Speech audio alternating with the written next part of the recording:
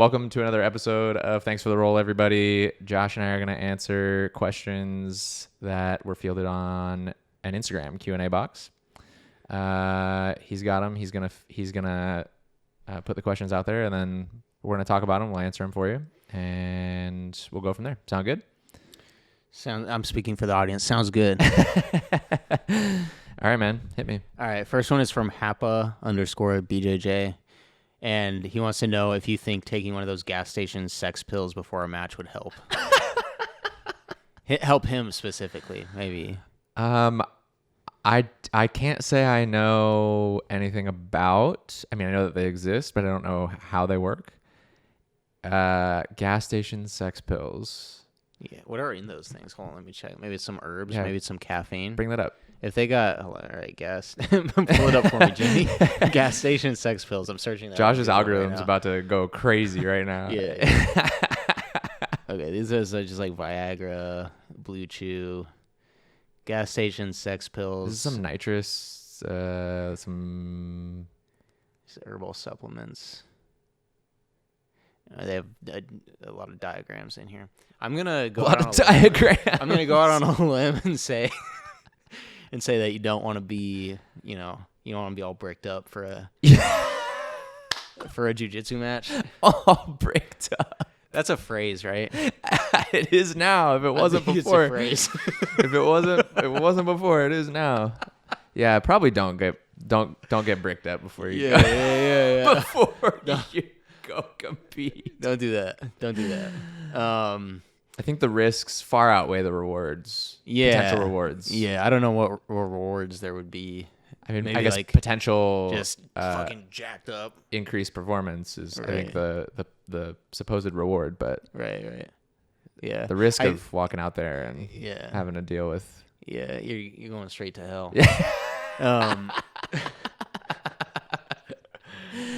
Well, speaking of like performance enhancers, I take a lot of caffeine before my matches, but that's up to the common. individual. Yeah. I'm not qualified for medical advice here, but yeah, caffeine. I always take that. It's really common. Yeah. Yeah. You don't drink caffeine at all. It's not that I don't drink caffeine at all. It's just I don't fucking lied to me. I don't drink it. Like the masses tend to do, so like you're in the form of coffee. I don't Right. typically drink coffee. I'll drink coffee here and there. Right. But no, I don't drink it. Okay. But I'm not opposed to like caffeine before Yeah. before competition. Yeah. It gets me riled up. Yeah, baby. So going into a question in a similar vein, Carnalk, Carnalk 8 asks, what do you think is the meaning of life? Whoa, dude. Meaning of life. I actually don't think there is one. I think we're like uniquely able to derive our own meaning, but I don't think there's like one universal meaning, if that makes sense. None of it matters. It's a simulation. Just don't be a dick. Yeah. That's my own personal philosophy. Just don't be a dick. It's a good philosophy. Should get a shirt. Just don't be a dick. New merch drop. Yeah. What about you? You got a...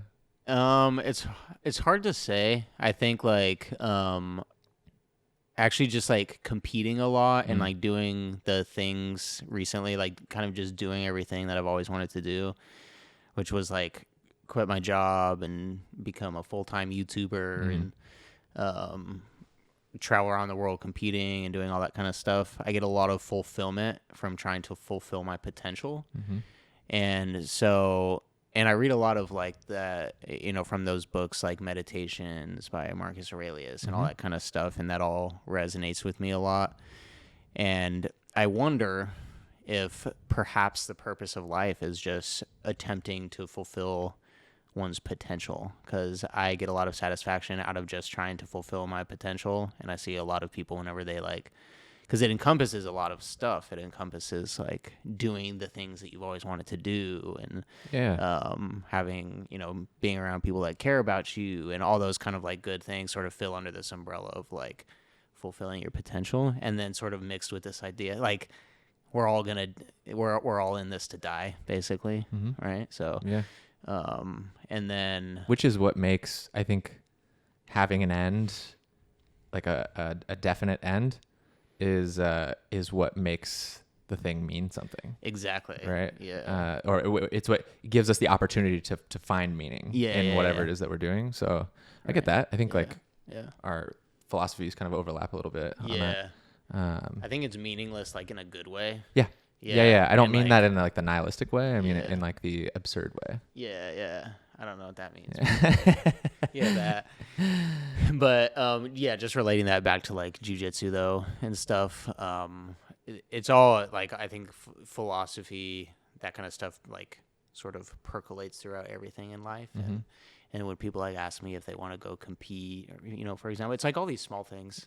Like I think a lot of this like competition for me has always been like a microcosm of life. We've talked about this before. There's all kinds of like lessons that you learn just from like stepping on the mat to go like face yourself and face your fears and all that kind of thing. And like a lot of people like have a hang up of not wanting to compete or waiting until they're better and all this kind of stuff. And then if you look at it from that like bigger perspective, it's like, who really cares? It doesn't matter. We're all going to die anyway. Like, just go do it. It's fun. Sort of, and it's liberating. Yeah, very liberating. Cool. Anything else on that one? No, I think we solved it. We solved it. That's the meaning of life. That's the meaning of life. Yeah. From two guys in a tiny apartment. Hell yeah. All right, hit me with the next one. Shoot Scotty says, do you feel like a target on the mats while traveling and visiting all these new gyms? I feel like that's directed towards me, but also I want to get your opinion when you travel. Yeah. I don't, except I have been getting like a lot more personal attacks on YouTube lately, like in the comment sections and stuff. It's true. Yeah, they're like very personal, like really personal attacks. Like before it was just like normal trollish behavior, but now they're like people are like specifically targeting things about my personal life, which is weird. Yeah. And I've actually wondered if I'll show up at a gym and not know that somebody like dislikes me. And they try to like do some shit or whatever. Yeah. I don't know if that'll happen. But I've never felt like a target, I think, because I lived in anonymity for all those times I was traveling to these open mats. Yeah. But, and then also I've been like a blue and purple belt this whole time, so it's not like I give anybody a particularly hard time on the mat. That's anyway, not true. That, like, You give people plenty of hard times. Thanks, bro. Yeah. Hell yeah. But from your perspective, going to like open mats or like different gyms and stuff, do you like alter your behavior so that you're not a target, or like? I mean, I am less famous on the internet than Josh, but I will say like the gym is like growing and people are starting to recognize it, and even like around here locally, I'll go to open mats and people will mention this podcast or the gym or something like that. Didn't you? Who did you get recognized as at Master Worlds? Josh has been waiting to put this in here. Somebody came up to me at Master Worlds and was like, "You're Josh Beam's friend." I was like, he was like, "I listen to your podcast all the time." I was like, "Bro, it's my podcast." Like, it's literally Matt's podcast. I really appreciate you recognizing me as Josh Beam's friend, and I'm flattered. But sorry, I interrupted you because I wanted to talk more about myself. Yeah. It's okay. No, I don't think I've had like any negative blowback on or at open mats around here. I'm sure that there are some people who strongly dislike my position on certain things, and I know that for a fact, but it's never like presented itself as a problem. Yeah. It's kind of interesting talking about like your opinions in public. Like people either just strongly dislike it, or they're like, okay, or they just don't care, or they like you. Right. And it's kind of interesting. I just stopped caring about being honest about what I think, because like the people who wouldn't like you if you're silent are the people who will also the same people who won't like if you talk about it. So there's no difference, right? It's like, yep. And I think That'd be weird if you like showed up to an open mat and somebody wants to like hurt you. But I think Yeah, that would be strange. Yeah, that'd be a weird feeling. be That'd quite probably the be grounds to leave that place, I think. yeah, Because and call the police. Because that sounds like assault. That's actually that's interesting you say that, because there are very few sports where physical violence is like condoned largely. Jiu-jitsu is one of them. Hockey is another, right? Like that's where my background was prior to this. And in hockey on the ice, like you can like straight up just drop the gloves, fight somebody, punch each other in the face a bunch, and then walk away. And because it happened within the confines of this 200 by 85 foot box, it's like not against the law somehow. But then if it were, removed even by just 1 foot outside that box, it's assault and you go to jail. And so, yeah, I don't know like how one would deal with something like that if somebody were to like on the mats, slap, bump, roll, and then like genuinely try to hurt you or like, exhibit some malintent. Like how would you be able to press charges? Because you're like a willing participant in the, I don't know. I have no idea. This is not me asking Josh for, please give me your opinion if you have it, but I don't expect you to have the answer because I don't know. What do you think? Yeah, I've actually always thought about that too. If there's any lawyers in the comment section, actually, I'd be curious if you've ever ran across any cases like this. Yeah. Because, yeah, it's like that mutual combat thing, and it seems really hard to prove that something outside of those bounds happens. Yeah. But I would be very curious if there's been any cases like that. I know we've seen cases like tangentially similar to that, like the thing with the neck break, Yep. where the guy got paralyzed from the neck down for like at what, and that wasn't an assault, but that was more of a question of like what falls within the boundaries of like acceptable training practice. Right. And so then like, yeah, I'd be curious if anybody's ever been like, yeah, because we've always I think have like seen bullies and stuff, right? Yeah. And like and some, but you can be like a little mean and not be assaulting somebody. Like where's the line? Right. Yeah. Like, that's such a strange. It's a strange conundrum. yeah. I'm sure somebody. Oh yeah, I've seen it. Have you seen those videos? I'm sure where they'll like.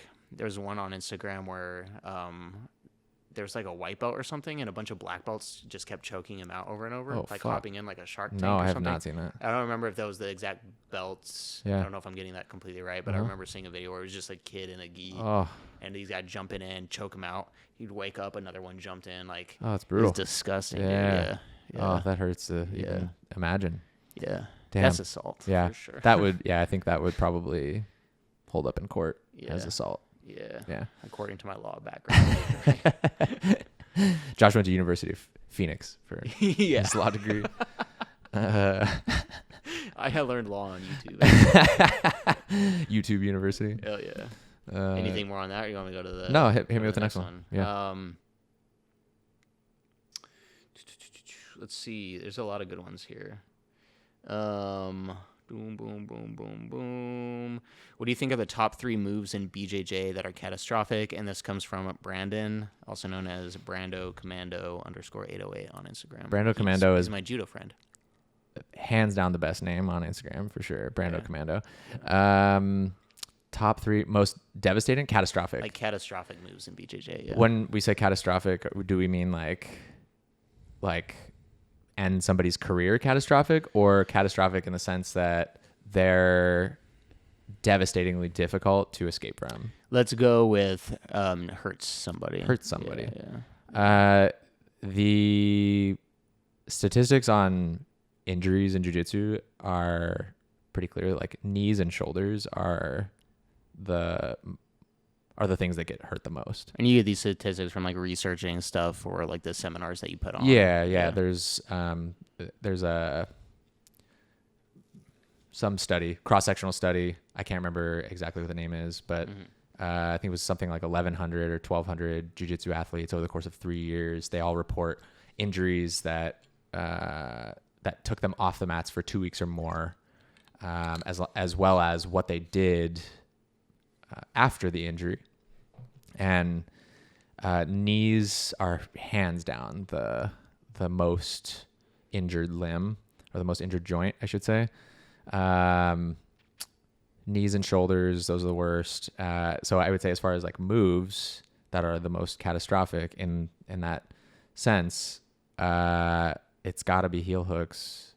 And then, I mean, heel hooks, knee bars, really like anything that's attacking the knees.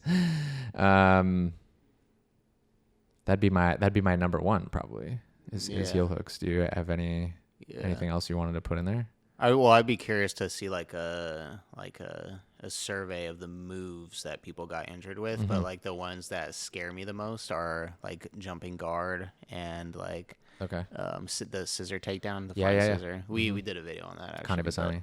Kanibasami. Flying Kanibasami, which is very common in Sambo, I think. Silat. How do you pronounce that? Silat. Silat. It's Never heard of this. My directions. I'm doing a compass in my head: north, south, east, west. Southeast Asian martial art. Okay. I forget which country specifically. Okay. Maybe Indonesia. Yeah. But Silat. How do we say that? Comment section. Let me know how we say that. Yeah. Silat.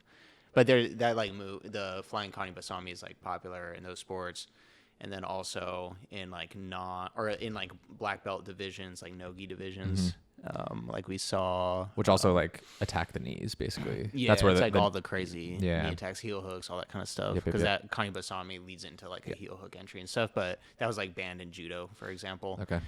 Because people were getting their knees just absolutely obliterated. Yeah. So like I would say avoid those, and then also Tani Atoshi, which is like from a body lock, like a rear trip. A lot of people just like sit on people's knees. Oh yeah. Like sit on the knee as they're like going down. Like there's a safe way to do it and a not safe way to do it. Okay.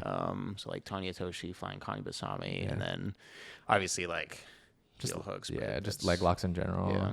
And I think some of that is, I think all of it actually, all three of those things, it stems from just, I guess, maybe a lack of understanding of when somebody's in trouble, or lack of, I guess, just lack of concern from the applier of the technique. It's like, you don't like want to like hurt somebody's knee if you can avoid it. Obviously, like the name of the game is break joints, but you want to apply it in a way that isn't going to put somebody out for ever. Right.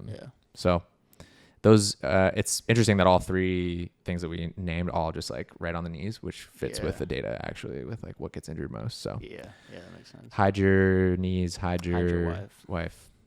Yeah.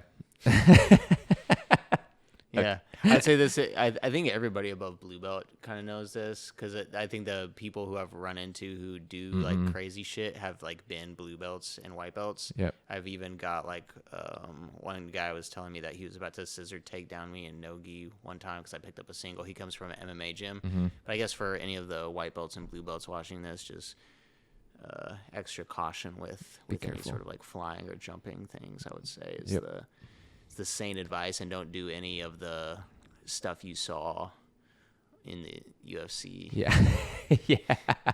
At a jiu-jitsu gym, unless like that that's allowed in those certain cases. Right. There's a lot of gyms in the traveling that I've done. Most gyms tend to follow like in their rolling. Gyms tend to follow like a specific organizational rule set, which is kind of funny. So like a lot of gyms that I visited, especially who are doing the gi, will follow like the IBJJF rule set. So everybody just kind of knows to roll that way. When I say the IBJJF rule set, I mean like the IBJJF legal attacks for a certain belt level. Right. Then obviously there's other gyms that, so if you go to a 10th planet, they're going to be following culturally a different rule set of what the allowed attacks are. So like if you're going to a new gym, I would talk about that with somebody. Talk about what ask. What attacks are we allowed to do? Yeah, basically. Yeah. Better to have that conversation before something happens. Yeah, before catastrophically injuring somebody because they weren't expecting a flying Kanibasami. Or before you get catastrophically injured, because if you don't know what's allowed and they do, then that could be troublesome. Right. Yeah. Yeah. Okay. Cool. Let's wrap this one and then we'll roll into part 2. Cool. Sound good? Sounds good. Okay. Thanks everybody for watching. If you like this podcast, follow us on Instagram, TikTok, subscribe here on YouTube. Leave us a comment. Let us know if you have any questions that you want answered. We'd be happy to do more of these episodes. Do you have any closing remarks? I do not. Okay. Stay tuned for part 2. Thanks for the roll. Thanks for the roll.